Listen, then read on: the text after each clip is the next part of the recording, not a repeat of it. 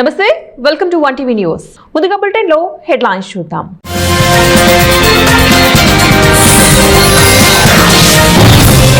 చంద్రబాబు ప్రభుత్వం రైతులను విస్మరించింది. మాజీ మంత్రి ఆర్కే రోజా.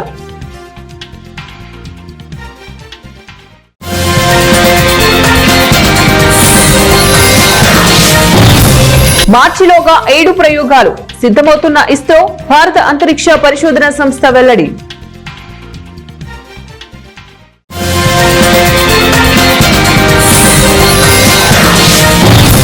ప్రాక్టికల్ నైపుణ్యాలపై దృష్టి పెట్టాలి. ఆర్బీఐ మాజీ గవర్నర్ రఘురాం రాజన్.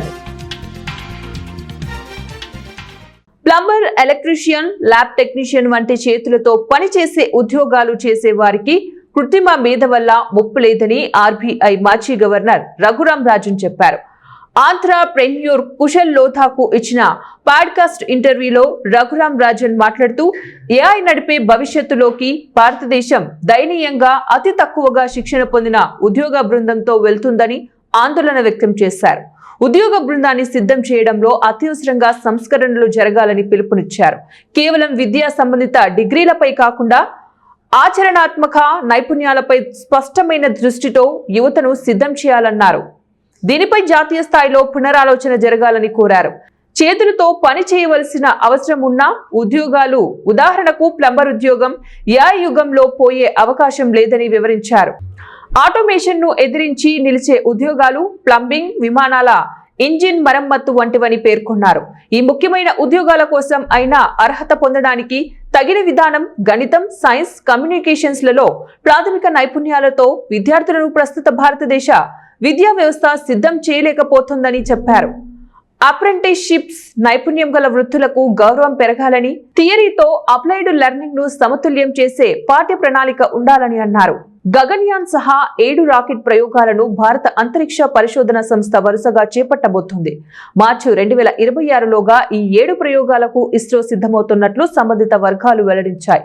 ఇందులో మొదటిది బ్లూబర్డ్ 6 శాటిలైట్ ను వచ్చే వారం ప్రయోగిస్తున్నారు. గగన్యాన్ మిషన్ లో మానవరహిత ప్రయోగం ద్వారా వ్యోమిత్ర రోబోను రోదసిలోకి పంపి తిరిగి భూమి మీదకు తీసుకురానున్నారు. భారత్ చేపట్టే మానవ సహిత రోదసి యాత్రకు ఇది సన్నాహక ప్రయోగం లాంటిది. చంద్రబాబు ప్రభుత్వం రైతులను పూర్తిగా విస్మరించిందని మాజీ మంత్రి ఆర్కే రోజా ఆగ్రహం వ్యక్తం చేశారు. ఆదివారం ఆమె విలేకరులతో మాట్లాడారు. వరి రైతులు నిలదీస్తే మంత్రి పార్థసారథి ఫ్రస్ట్రేషన్ కు వెళ్లిపోయారని, జగనన్న పాలనలో రైతుల్ని కుటుంబ సభ్యులుగా చేసుకున్నారని గుర్తు చేశారు. ఇప్పుడు వారానికి 2 రైతులు చనిపోతున్నారని గుర్తు చేశారు. 18 నెలల కాలంలో 300 మంది రైతులు ఆత్మహత్య చేసుకున్నట్లు వెల్లడించారు. సీఎం, డిప్యూటీ సీఎం ప్రత్యేక హెలికాప్టర్లలో జల్సాలు చేస్తూ వ్యవహరిస్తున్నారని ధ్వజమెత్తారు. రాష్ట్రంలో వరి, మామిడి, చెరుకు, ఉల్లి, పొగాకు, టమాటా రైతులు తీవ్ర ఇబ్బందులకు ఎదుర్కొంటున్నారని చెప్పారు. చంద్రబాబు సొంత జిల్లాలో మామిడి రైతులు తీవ్ర ఇబ్బందులు పడుతున్నారని చెప్పారు.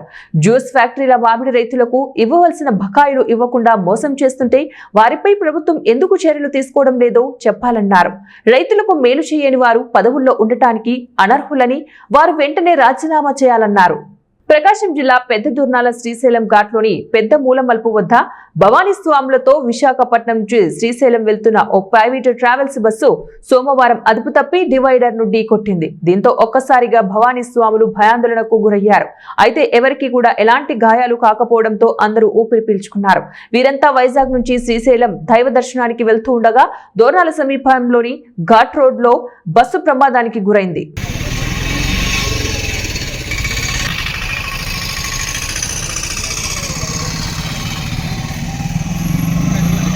అమరజీవి పొట్టి శ్రీరాముల వర్ధంతిని టీడీపీ పార్టీ కార్యాలయంలో ఘనంగా నిర్వహించుకుని కూటమి నాయకులు నివాళులర్పించారు. ఈ కార్యక్రమం మండల పార్టీ అధ్యక్షుడు రాయల సుబ్బారావు ఆధ్వర్యంలో నిర్వహించారు. కూటమి నాయకులు అమరజీవి పొట్టి శ్రీరాములు గురించి అనుమోలు బాబ్జీ మాట్లాడుతూ అమరజీవి పొట్టి శ్రీరాములు స్వాతంత్ర ఉద్యమంలో ప్రత్యేక పాత్ర పోషించినటువంటి మహనీయులని అన్నారు. తెలుగు మాట్లాడే వారికి ప్రత్యేక రాష్ట్రం ఉండాలని ఆవరణ నిరాహార దీక్ష చేసి తన ప్రాణాన్ని త్యాగం చేసినటువంటి గొప్ప వ్యక్తి అమరజీవి పొట్టి శ్రీరాముల మరణం అనంతరం తెలుగువారికి ప్రత్యేక రాష్ట్రం ఏర్పడిందన్నారు. దేశవ్యాప్తంగా తెలుగువారికి ప్రత్యేక గుర్తింపు తెచ్చిన వ్యక్తి పొట్టి శ్రీరాములని తెలిపారు. మద్రాసు రాష్ట్రాన్ని కదిలించి మరి ఆ రోజు ఆంధ్ర రాష్ట్రాన్ని విడదీంచి మనకు ఒక రాష్ట్రం కావాలని పోరాడిన దానికి ఆయన మనకు తెలుగు రాష్ట్రంగా ఏర్పడింది, ఆంధ్రప్రదేశ్ రాష్ట్రంగా విడదీయడం జరిగింది. మరి అలాంటి వ్యక్తి గురించి మరి మన కూటమి ప్రభుత్వం అలాంటి వ్యక్తి, అలాంటి మహనీయుని మరి తరతరాలుగా చెప్పుకోవాలనే ఉద్దేశంతో మరి అమరావతిలో మరి 6 ఎకరాల పైచిలకు మరి సీఎం చంద్రబాబు నాయుడు గారు మరి కేటాయించి ఆయన చేసిన ఆమర నిరాహార దీక్ష 58 రోజులు గుర్తుగా 58 అడుగుల విగ్రహాన్ని ఏర్పాటు చేసి మరి మన కూటమి ప్రభుత్వం ఆయన మీద ఉన్న మంచితనాన్ని గుర్తు చేసుకుంటూ సీఎం గారు ఇలాంటి నిర్ణయం తీసుకోవటం తెలుగువారి అందరూ కూడా. హైదరాబాద్ హయాత్ నగర్ పోలీస్ స్టేషన్ పరిధిలోని ఆర్టీసీ కాలనీ వద్ద రోడ్డు దాటుతూ ఉండగా అతి వేగంతో కారు ఢీకొనగా ఐశ్వర్య అనే ఎంబీబీఎస్ చివరి సంవత్సరం చదువుతున్న విద్యార్థిని మృతి చెందగా తండ్రికి తీవ్ర గాయాలయ్యాయి. చికిత్స నిమిత్తం ప్రైవేట్ హాస్పిటల్ కి తరలించగా అప్పటికే విద్యార్థిని మృతి చెందినట్లు డాక్టర్ వెల్లడించడంతో ఉస్మానియా హాస్పిటల్ మార్చరీకి తరలించారు. గాయపడ్డ తండ్రిని మెరుగైన చికిత్స కోసం వేరే హాస్పిటల్ కి తరలించారు. రాష్ట్రంలో దివ్యాంగుల అభివృద్ధి సంక్షేమం కూటమి ప్రభుత్వంతోనే సాధ్యమని ఎమ్మెల్యే బివి జయనాగేశ్వరరెడ్డి అన్నారు. కర్నూలు జిల్లా ఎమిగనూరు పట్టణంలోని స్థానిక కుర్ని కళ్యాణ మండపంలో ప్రపంచ 66వ దివ్యాంగుల దినోత్సవంను ఏపీ దివ్యాంగుల సాధికారత ఫోరం రాష్ట్ర అధ్యక్షుడు బీసీ నాగరాజు అధ్యక్షతన డిఈఎఫ్ రాష్ట్ర గౌరవ అధ్యక్షుడు సామాజికవేత్త మల్లెల ఆల్ఫ్రెడ్ ఆధ్వర్యంలో ఘనంగా నిర్వహించారు. కార్యక్రమానికి ముఖ్య అతిథిగా ఎమ్మెల్యే బివి జయనాగేశ్వరరెడ్డి, దివ్యాంగుల కార్పొరేషన్ చైర్మన్ జి నారాయణస్వామి హాజరయ్యారు. ఈ సందర్భంగా వారు మాట్లాడుతూ విభిన్న ప్రతిభావంతుల అభివృద్ధికి ప్రాధాన్యత ఇస్తున్నామన్నారు. దేశంలో ఏ రాష్ట్రంలో లేని విధంగా ఏపీ ప్రభుత్వం దివ్యాంగులకు నెలకు 6,000 రూపాయలు, 10,000 రూపాయలు, 25,000 రూపాయలు పెన్షన్ ఇస్తుందన్నారు. అలాగే ఉచిత బస్సు ప్రయాణ సౌకర్యం కల్పించాం, విద్య, వైద్య, ఉపాధి అవకాశాలు కల్పించాం.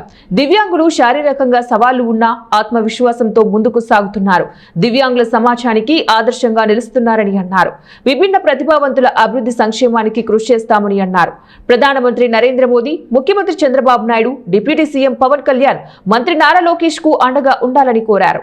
ఈ కార్యక్రమంలో ఏపీ దివ్యాంగుల సాధికార ఫోరం రాష్ట్ర గౌరవ అధ్యక్షుడు సామాజికవేత్త మల్లెల ఆల్ఫ్రెడ్ రాజు, రాష్ట్ర అధ్యక్షుడు బీసీ నాగరాజు తదితరులు పాల్గొన్నారు.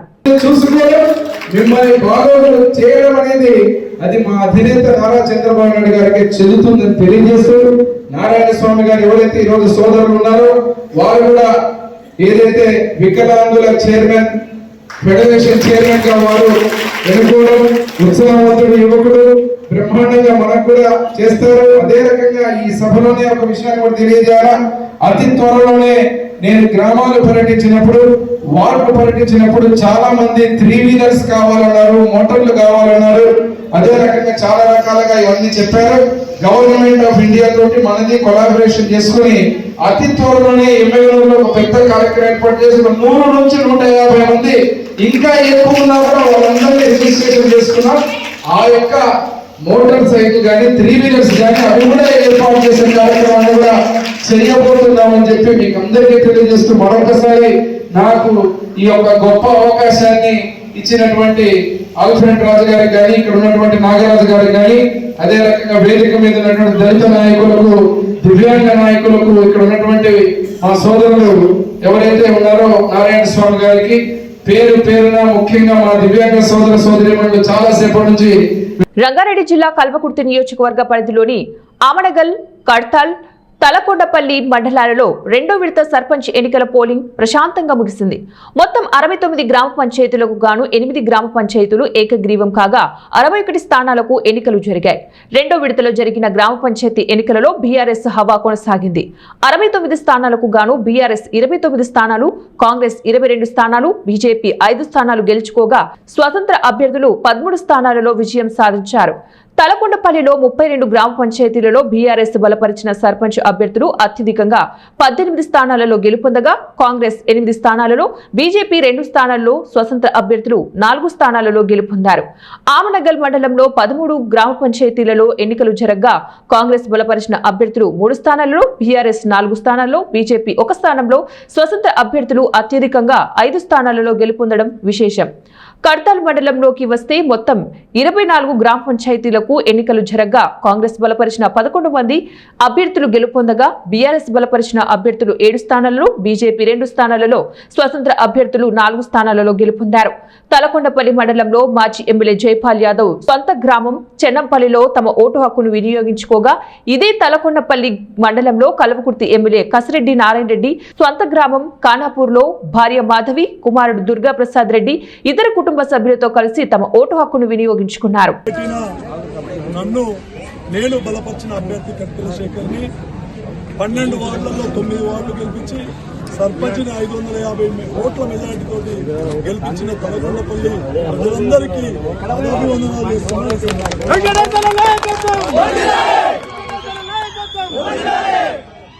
ఎన్నో అబద్ధాలు వేసిర్రు, ఎన్నో కుయుక్తులు వండిర్రు, మాలలు వేసుకొని అయ్యప్ప మాలలు వేసుకొని అబద్ధం మాట్లాడిండ్రు. అయినా తలకొండపల్లి ప్రజలు ఉప్పల వెంకటేష్ వైపు ఉన్నారు. ఉప్పల వెంకటేష్ను సమర్థించారు. ఈరోజు నేను ప్రమాణపూర్వకంగా ఇప్పుడు కూడా చెప్తున్నా, గెలిచినాక కూడా ఈ తలకొండపల్లిని ఈ జీవితం ఉన్నంత వరకు కాపాడుకుంటా. ఈ జీవితం ఉన్నంత వరకు పేదోడికి అండగా ఉంటా, పేదోడికి అండగా ఉంటా, పేద కుటుంబాల పిల్లల భవిష్యత్తుకు అండగా ఉంటా. తప్పకుండా నేను ఏదైతే ఈ గ్రామ పంచాయతీ ఎన్నికలలో ప్రజలకు ఇచ్చిన హామీ ఉందో దాన్ని నా ప్రాణం పోయినా నిలబెట్టుకుంటా. ఈ తలకొండపల్లిలో ఇప్పుడు గెలిచిన నాయకుల ద్వారా కూడా వార్డు మెంబర్ కానీ, సర్పంచ్ కానీ, ఉప సర్పంచ్ కానీ ఎలాంటి దుర్వినియోగం చేయకుండా గ్రామం కొరకు పనిచేసేట్లుగా నా వంతుగా పూర్తి స్థాయిలో పనిచేస్తానని చెప్పి కూడా ప్రమాణం చేస్తున్నాను. ఈ గెలుపుకు సహకరించిన కార్యకర్తలు, ఈ గెలుపుకు సహకరించిన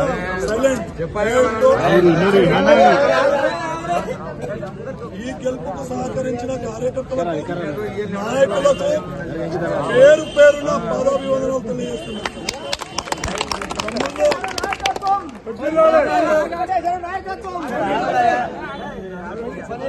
తమ్ముళ్ళు జీవితం ఉన్నంత వరకు పేదోడికి అండగా ఉందాం. ఎస్సీ, ఎస్టీ, బీసీ బలహీన వర్గాలను అభివృద్ధిలోకి తెచ్చేందుకు, పేదరిక నిర్మూలనకు ఈ తలకొండపల్లి ఒక దేవస్థానం కావాలా. పేదరిక ఆపదలో ఉన్నప్పుడు పేదవాళ్లకు సహాయం చేయడానికి ఈ తలకొండపల్లి ఒక మెట్టి నిల్లు కావాలా. ఆ విధంగా ప్రయత్నం చేస్తాం. తప్పకుండా తలకొండపల్లిలో మాకిచ్చిన గౌరవాన్ని శిరస్సు వంచి కాపాడుకుంటాం. జీవితం ఉన్నంత వరకు ఈ గ్రామాన్ని మర్చిపోం. 30 సంవత్సరాలు అవుతుంది. ఈరోజు 30 సంవత్సరాల నుండి ఎప్పుడు ఎలక్షన్లు వచ్చినా గెలిపించిన ఈ గ్రామ ప్రజలకి పేరు పేరున అభినందనలు తెలియజేస్తున్నా. నేను కావాలనుకుంటే నన్ను గెలిపించండి, నేను వద్దనుకుంటే నన్ను ఓడగొట్టండి అని కూడా చెప్పిన. ఈరోజు నేను కావాలని గ్రామ ప్రజలు కోరుకొని నన్ను ఆశీర్వదించరు. నేను పెట్టిన బిడ్డలని ఆశీర్వదించరు. మీ అందరికి కూడా పాదాభివందనం చేస్తున్నా. ఈ గ్రామ ప్రజలకు తలకొండపల్లి మండలంలో కూడా అనేక గ్రామాలు ఈరోజు బీఆర్ఎస్ పార్టీ జెండా ఎగరేసినాయి. గ్రామీణ ఎలక్షన్లల్లా, గ్రామ పంచాయతీ ఎలక్షన్లల్లా తలకొండపల్లిలో కాంగ్రెస్ కన్నా, అధికార పార్టీ కన్నా ఎక్కువ స్థానాలను కైవసం చేసుకుంది బీఆర్ఎస్ పార్టీ. అంతేకాకుండా అధికారంలో ఉన్న కాంగ్రెస్ పార్టీకి 3,300 ఓట్లు పోలైతే 20% మాత్రమే ఓట్లు వచ్చినాయి. అంటే ఈ అధికార పార్టీని ప్రజలు విస్మరించారనే దానికి ఇంతకన్నా నిదర్శనం లేదు. అందుకని ఆ దేవుడు నరసింహస్వామి, ఆ పరమేశ్వరుడు, ఆ పోచమ్మ తల్లి, ఆ మైసమ్మ తల్లి, ఈరోజు ఆ కాళికాదేవి అందరి ఆశీర్వాదం మన మీద ఉంది. ఆ దేవతల ఆశీర్వాదంతో మన పిల్లలు బాగుండాలి, మనం బాగుండాలి, మనం చేసే పనులు కూడా 10 మందికి అవసరం వచ్చే విధంగా ఉండాలి. నిస్వార్థంగా, నిజాయితీగా తల్లికి తండ్రికి పుట్టినమనే రీతిలో ఈ తలకొండపల్లిని ముందుకు తీసుకుపోతామని కూడా ఈ సందర్భంగా తెలియదు. జై తెలంగాణ. బులెటిన్ ముగించే ముందు మరోసారి హెడ్లైన్.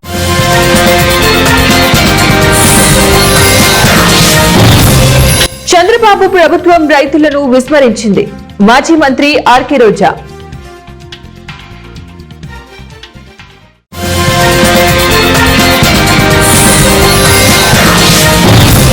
మార్చిలోగా 7 ప్రయోగాలు సిద్ధమవుతున్న ఇస్రో, భారత అంతరిక్ష పరిశోధన సంస్థ వెల్లడి.